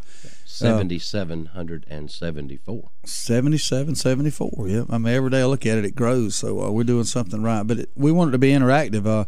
We want you to share your activities there. We're getting a lot of fishing pictures up there. Britt Voigt, good friend of ours, he has been just every time he goes down there, he wears out the speckled trout. Caught a couple of flounder this past weekend. I think he had I believe it was his daughter down there with him. And I don't want to give the boy the big head, man. I said it the other day. Anytime Britt goes hunting or fishing, he's successful. He gets that from I don't think he has bad. He gets that from his daddy. Yeah, I'll tell you that. And his granddaddy. Al, well, we were talking about this when we were going around out there. Mr. George and Mr. Al. We didn't catch Al or any of them in the office there, but I was telling the lady at the office, I remember we went on a deer hunt in South Texas, Laredo, Texas. We went with Kenny and Al, and you talking about a fun time. Al is man, he's a hunter. He just didn't say a whole lot. He would sit there and he's very picky on what he shoots because he's killed some fine bucks in his life. So he went out there looking for a specific thing. And then we had the polar opposite. You had Kenny and Randy Ellenberg out there that they said, how much is the fine for shooting a small buck? And it was $500, and they just said, okay, bam, bam. They went to fire it off. And then Tommy Ross, he went with us, and of course me and Trey and Al, and they had to leave early. And Al said, hey, you want to shoot you a nice buck, 130 class buck or so? Go sit in that stand I've been sitting in. And I did, and he told me exactly to the minute when the deer was going to come out, where he was going to be, how far he was, and sure enough it happened, and I shot him. And I appreciate it, Al, if you're listening, for the tip there.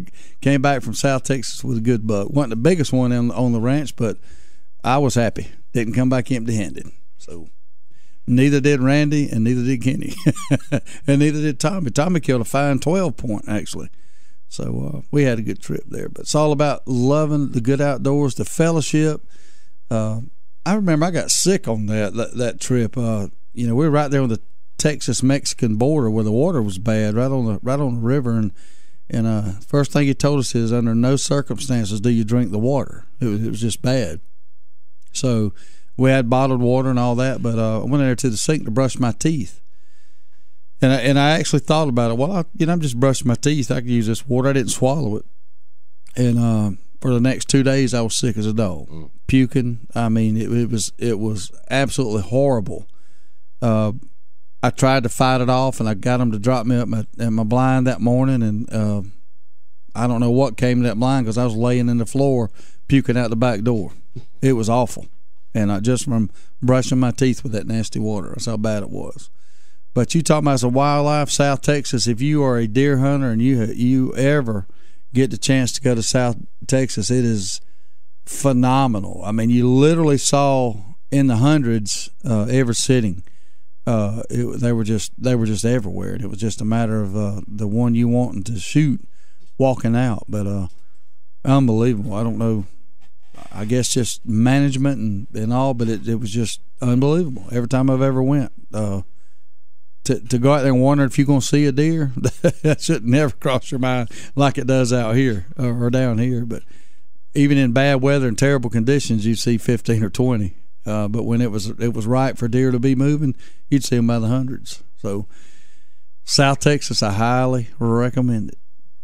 You can stretch your barrel too. I think that might be another reason you see so many is because you can see so far. You're looking over cactus flats. You can see 500-600 yards in all directions, and there was always a deer in sight, So anyway, we've covered a lot of subjects this morning, from mowing the right-of-ways, like the gentleman said, to trapping, to country music, to just everything. So that's what the Good Outdoors is about. It's about getting out there, landscaping.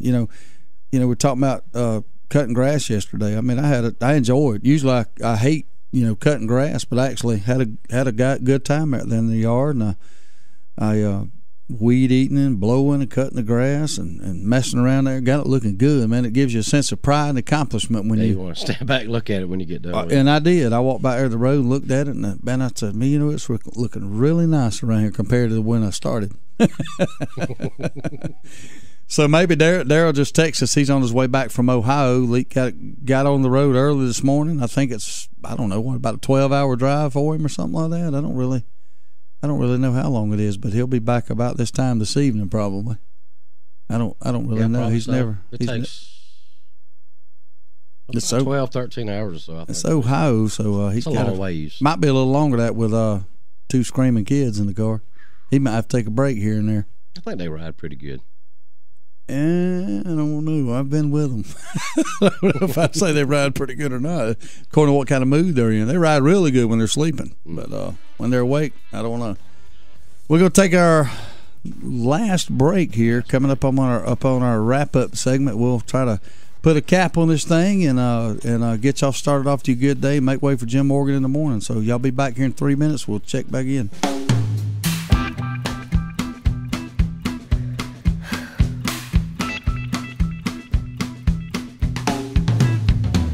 Cut my bangs with some rusty kitchen scissors. I screamed his name till the neighbors called the cops. I numbed the pain at the expense of my liver. Don't know what I did next, all I know I couldn't stop. Word got around to the butterflies and the Baptist.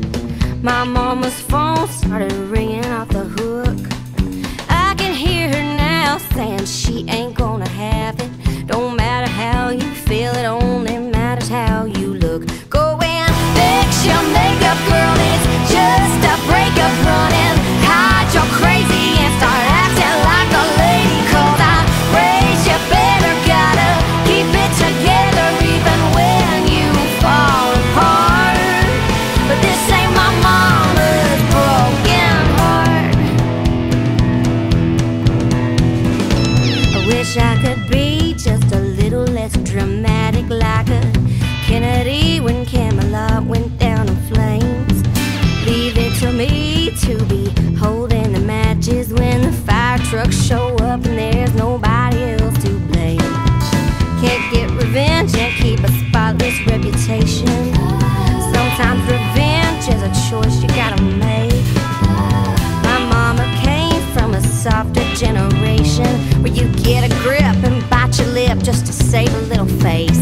Go and fix your makeup, girl, it's just a breakup. Running, hide your crazy and start acting like a lady. 'Cause I raised you better, gotta keep it together even when you fall apart. But this ain't my mama's broken heart. How do you know? Paint your toes, line your lips and keep them closed. Cross your legs, dot your eyes and never let them see you cry. Go and fix your makeup, well it's just a breakup. Running, hide your crazy and start acting like a lady. 'Cause I raised you better, gotta keep it together even when you fall apart. But this ain't my mama's broken heart.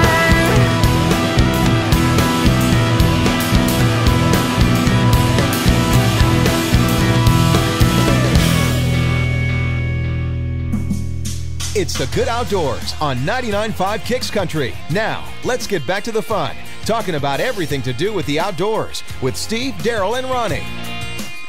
Welcome back to the Good Outdoors. If you're just now listening with us, we broadcast live from 4 a.m. to 6 a.m. every Monday through Friday right here on 99.5, talking about everything in the Good Outdoors. This is our wrap-up segment brought to you by Southwind Sporting Clays and Quail. Can't say enough about John Peak and his staff out there at Southwind, whether it's a sporting clays event, just going out there and shooting sporting clays, or enjoying his rifle and pistol range, or entertaining guests out there at his little pavilion, I call it, or clubhouse there. He's got a nice place out there. Just go out there and check it out. It's on the Quitman Highway, on Highway 84, just past the river on the right. We'll be back out there today, wrapping up some last-minute details from our hunt or our shoot this weekend. So go by and check John's place out there. And quail season will be here, at the end of the year, and it'll be a fine time to book your quail hunt right now. Get on the schedule early. Check out his website as well. But I was cruising the Realtree.com site, and we got a call. We'll go ahead and take the call. Good morning, caller. You're on the air on the Good Outdoors. How are you? Good. How you doing, man? Doing good. What's going on? Not much. I just wanted to let y'all know I posted a picture of a turkey my dad killed on y'all's website. I think I got it on there. Oh. When y'all get time, I want y'all go look at it. We'll check it out. Who are we talking to? This is Dustin Hewitt. Dustin Hewitt. All right. Where did y'all kill him at? Over in between Fitzgerald and Ashburn. All right, I'm gonna need a specific address if you'll send that to us, so we can go over there and put on our GPS locator. Yeah, that's good, man. That's a nice turkey. He's got a long beard on him. I just pulled it up. Yeah, he was big. Now, you see how big his head is? Yeah. Almost as big as Steve's. I know. That's what I'm talking about. Big. How long was the beard? It looks long. 11 inches. Yeah, that's a good one there. Good deal. That's always fun to do it with your dad, ain't it? Yeah, it was exciting. Good deal. Appreciate you sharing that with us, man. All right, man. Y'all have a good morning. All right, you do the same. You know who we hadn't heard from this morning? Who? Theory Man. Ooh. Captain Theory has not checked in. He must obviously sleep in. He must be oversleeping. And we threw some stuff out there that have a theory with it. Oh, we could have used some theories this morning, but anyway, I was cruising the Realtree.com site and come across an article I found very interesting. The title of the article was "Animal Rights Group Files Petition to Stop PETA from Killing Cats, Dogs, and Other Animals."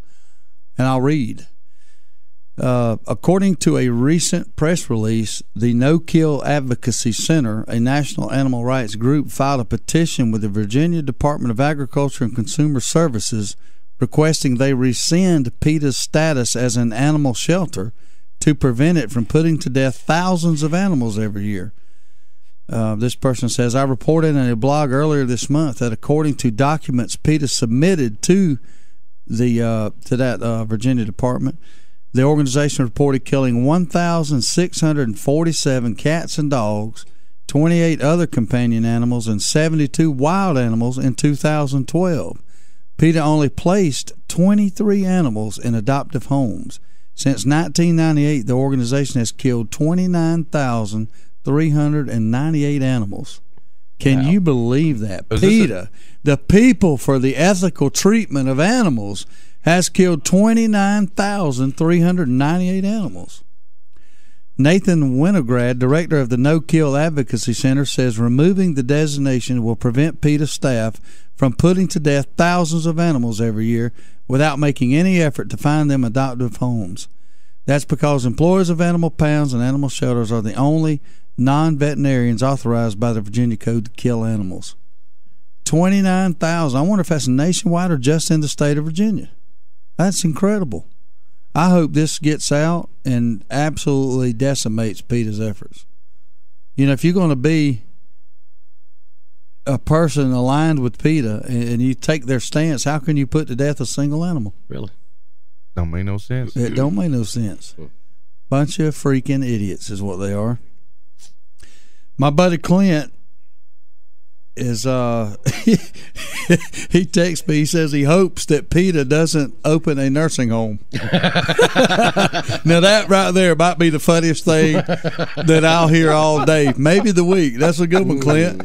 Clint's probably in his squad car traveling up to the concrete jungle of Atlanta. He's a state patrolman, and I think he was off for a few days, but I'm sure he's headed back to work this morning. So be careful, Clint. I know it is a jungle out there. He's told me some stories there that that'll blow your mind, but none worse than this. I mean, I find it incredible that this is the case. I mean, 29,000 plus animals put to death by PETA, And I got to believe it's accurate. You know, Realtree is very good about screening their their information. One would think. Yeah. We got a call coming in. Good morning, caller. You're on the Good Outdoors. How are you? Hey, man. What's happening? I can't get y'all stuff coming up on Facebook. I'm not seeing none of these pictures y'all said that Chad put on there and that gentleman about the turkey. I don't see none of that on there. I just shared it over the picture of the turkey. It should be on there. Should be able to see it now. Should be able. I just did it about 2 minutes ago. Okie doke. We'll do better, Stick. All right, we're trying, man. We're trying. All right, appreciate it. It's kind of hard to talk on a radio show and be posting pictures and all that good fancy stuff. It's called multitasking, and we are not good at it. Yeah, we didn't major in multitasking. That's for sure. But yeah, I can't get over this. I mean, I'm almost at a loss for words. This. But I mean, I've heard. Us doing hunting is good. We get bombarded by PETA and by this other group. I've heard of them. The No Kill Advocacy Center. They subscribe to the thought that no animal under any circumstances should be killed. That's kind of what I thought. Yeah, I mean, and PETA, I'm just surprised that they would even be caught up in something like this. It's unbelievable to me. You think about all they try to do to protect species from being hunted, and how much of a disruptive force they are to the hunting and fishing world.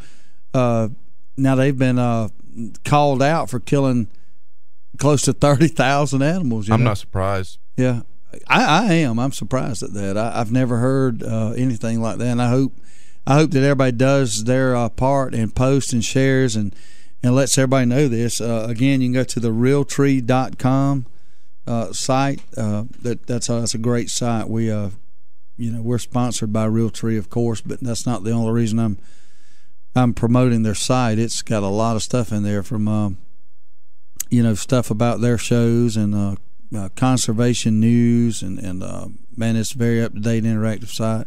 You'll see stuff about wolf hunts, wolf legislation. You'll see spring turkey hunts with people like Chipper Jones and a lot of celebrities, NASCAR, heavy presence in NASCAR. And so one of my favorite things is the poll questions on here. The today's poll, it's been on there for a couple of days now, but it says, do you own a dog, and do you use that dog for hunting? And of course the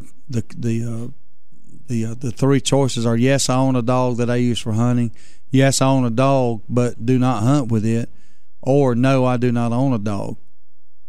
But 32% of those polled own a dog and they use it for hunting. And then 53% own a dog but do not hunt with it.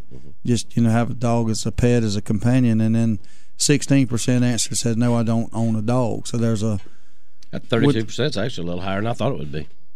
Unless you you can figure in a lot of bird dog stuff too, birds and ducks. Yeah. You got waterfowl. That's right, waterfowl, and you got doves. A lot of people use Labradors, retrieve doves. Well, and unless you're Psy, you can use a poodle. Yeah, and then of course your pointers and flushers for quail and stuff like that. And but the beards are bust is what I was trying to get to. I want you to make sure you go to Realtree and search and find the beards are bust. It's a short little 10-minute thing that they do once a week that shows hunts. Trey's son has been on there, with his turkey kill recently. Trey was on there last week, probably still on there as of today. I think they bring it out every Monday or Tuesday, but you can check out Beards or Bust. But the one interesting hunt you'll ever see is by Daryl Singletary. We call him Double Barrel Daryl, but we put a GoPro camera on the side of the decoy for Hunting's Good TV. And, of course, we got the regular camera back. Philip Culpepper from Realtree's doing the calling, as well as Sam Clement doing the filming. And then we got Double Barrel Daryl behind the double barrel, ironically. And that turkey comes charging in there, blows up and struts, and then you see it walking past the decoy, and it gets his head blown off at about 4 feet from that decoy on that GoPro camera. It is phenomenal. It's probably some of the best turkey footage you'll ever see. And we'll be. He didn't even kick. No, he didn't kick. Graveyard dead. But we'll be showing that probably next year on Hunting is Good TV. I don't think we'll get it on this year, but pattern's kind of full. But that'll definitely be a one that's talked about for a long time. So make sure you check in and see it. Guess it's about that time to hit the back road there. I don't know what you got going on today, but I got an action-packed day. I do too. I got a lot I got to get done, and Daryl will be back in the studio in the morning. So we'll be right back tuned in every weekday 4 to 6. So make sure y'all check us in the morning. We'll be right back here in the Good Outdoors on 99.5. Toodles. You've been listening to The Good Outdoors on 99.5 Kicks Country with Steve, Daryl, and Ronnie. Join us every weekday at 4:30 when we'll do it again.